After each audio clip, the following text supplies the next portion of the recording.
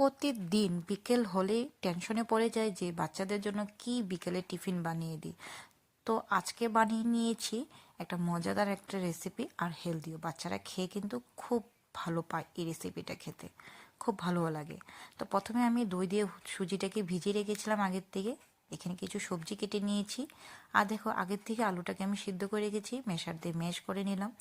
তো এখানে ম্যাশ করা আলুর মধ্যে দিয়ে দিলাম দইয়ের মধ্যে ভিজিয়ে রাখা সুজি, অল্প পরিমাণ মতন বেসন, আর আমি যে সবজি কেটে রেখেছিলাম সবজির মধ্যে এখানে গাজর, ক্যাপসিকাম কুচি কুচি করে কেটে নিয়েছি, দিয়েছি ধনেপাতা, সামান্য দিয়েছি শস্য, গোলমরিচ, ধনের গুঁড়ো, জিরের গুঁড়ো, হলুদের গুঁড়ো, কাশ্মীরি লঙ্কার গুঁড়ো, আর এখানে দিয়েছি চাট মশলা দিয়ে এবার সামান্য জল দিয়ে দেব, আর স্বাদ মতো লবণও দিয়ে দিলাম।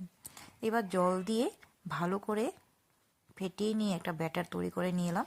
এবার চুলাতে একটা প্যান বসিয়ে দিলাম, দিয়ে সামান্য তেল দিয়ে দিলাম। আমি এখানে সাদা তেল ইউজ করেছি, সাদা তেল দিয়ে খেতে কিন্তু ভালোই লাগে। তারপর এরকম করে একটা রুটির মতন শেপে দিয়ে সামান্য উপর দিয়ে আরও অল্প তেল দিয়ে এপিট ওপিট লাল করে ভেজে নিয়ে নামিয়ে নিলাম।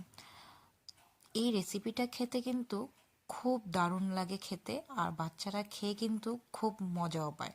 তো অবশ্যই তোমরাও তোমাদের বাচ্চার জন্য এই রেসিপিটা বানিয়ে দেখতে পারো, খেতে কিন্তু খুবই ভালো পাবে ওরা। আর কেমন হয়েছে অবশ্যই কিন্তু কমেন্ট করো। বাই।